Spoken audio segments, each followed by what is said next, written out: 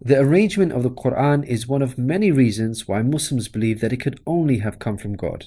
In fact, modern research has discovered a remarkable structure in the Quran known as ring composition. To demonstrate this, let's analyze the second chapter of the Quran known as Al-Baqarah, the cow. This chapter consists of a total of 286 verses. The entire chapter can be divided into 9 groups based on theme. The first group of verses talk about faith and unbelief. This mirrors the theme of the last group of verses. The second group covers God's creation and knowledge. This again mirrors the second to the last group's theme. The third group discusses the law given to the Israelites, which mirrors the giving of law to the Muslims in the seventh group. The fourth group relates to the test of Abraham, a mirror of the test of Muslims in the sixth group. The middle group, the fifth group, is the central theme of the entire chapter, the change in direction of the Muslim prayer. We have made you believers a middle nation, so that you may bear witness to the truth before others. We only made the direction the one you used to face in order to distinguish those who follow the messenger from those who turn on their heels.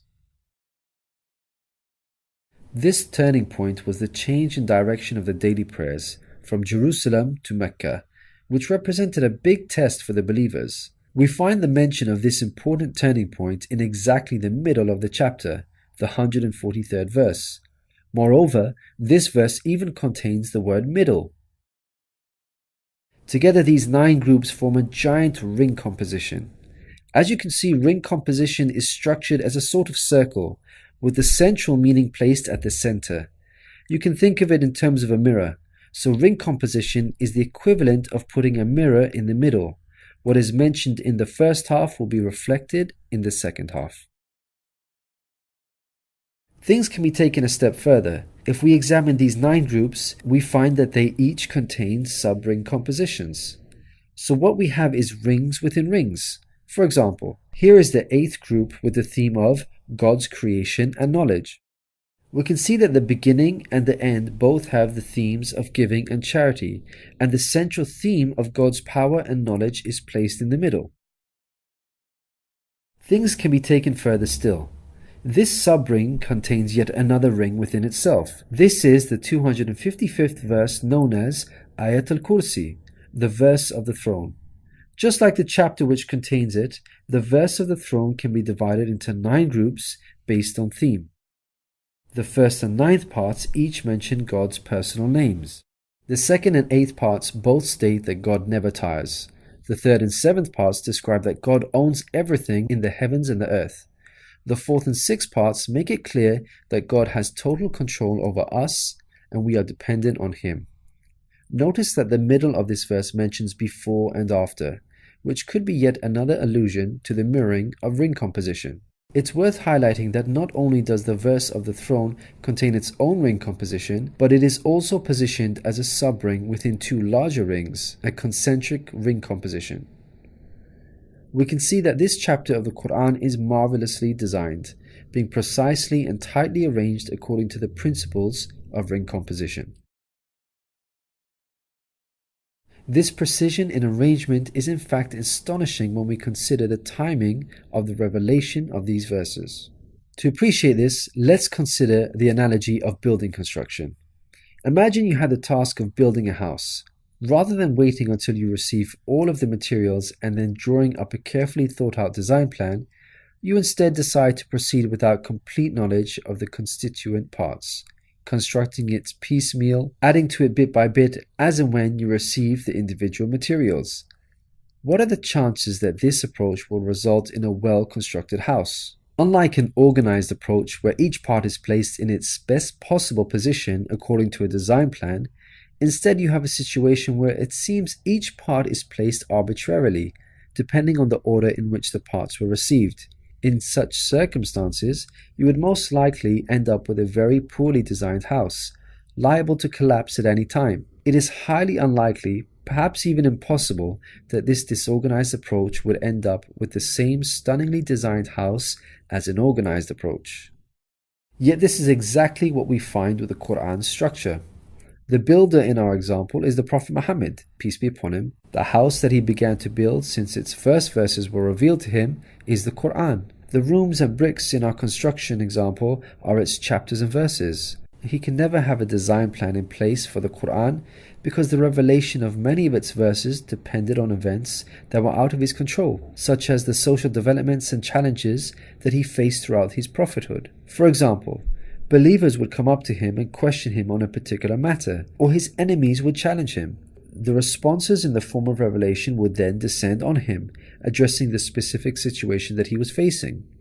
How could Muhammad have devised such an intricate plan when he could not predict the events that would dictate the revelation of verses? Such an arrangement would have to be planned in advance, but this was not possible due to these events being out of his control. What this demonstrates is that the author was someone who could predict the future. Possessing knowledge of the unseen is a quality of God, not human beings. Some critics may point out that books prior to the Quran had this literary style, and therefore we cannot use this as an evidence for the Quran's divine origin. However, comparing the Quran to other books is like comparing night and day for many reasons. Firstly, Prophet Muhammad, peace be upon him, was not a poet, nor did he have any literary reputation. In fact, like many people at the time, he could not read or write. Secondly, most people would assume that the Quran is arranged chronologically, starting with the first revealed verse and ending with the final revealed verse. This is the order in which books are typically written, in a logical sequence, starting with the beginning, then the middle, and finally the end. But the way the Quran was composed is unlike any other book. Al-Baqarah, the chapter of the Quran that we have covered, was not revealed starting with verse 1, followed by verse 2, then 3, and so on. Rather, its verses were revealed out of sequence, over a span of many years, and interspaced with the revelation of verses from other chapters. The Quran's unusual manner of revelation makes implementing ring composition much more difficult than conventional books. Thirdly, conventional books follow an editorial process by undergoing multiple stages of editing, which allows the author to gradually refine the text over time. However, the Quran did not undergo an editorial process. Prophet Muhammad, peace be upon him, would place the verses in their positions as soon as they were revealed to him. With each new verse, he would not go off and review what had been previously revealed to see where he can position them in order to maintain a ring structure. Rather, spontaneous revelation was immediately followed by the placement of the verse, its position fixed. When we look at the history of the Quran's compilation, there is not a single instance of a verse being moved around in order to make it fit a ring composition. Fourthly, achieving ring composition in conventional books is much more feasible as the author has complete control over the content, allowing them to plan their structure ahead of time. As we've already seen with the Quran, its content was circumstantial as it was tied to events that were out of the control of the Prophet Muhammad, peace be upon him, and therefore he could not plan a structure ahead of time. Fifthly, the Quran was first revealed as an oral recitation, not in written format. With written books, you can easily plan a structure because you can quickly and conveniently refer back to what you have written previously. But with a recited text like the Quran, the Prophet Muhammad, peace be upon him, would have had to rely on his memory in order to recall what was previously revealed, a much greater challenge. In light of all these difficult circumstances, wouldn't you expect the Quran's structure to be jumbled? What we find against all odds, however, is that the Quran contains a remarkably sophisticated structure. The circumstances of the Quran's revelation, together with its precision and harmony, represent a compelling argument for its divine origin. Your companion is neither astray nor being misled, nor does he say anything of his own desire. It is no less than inspiration sent down to him. He was taught by one mighty in power.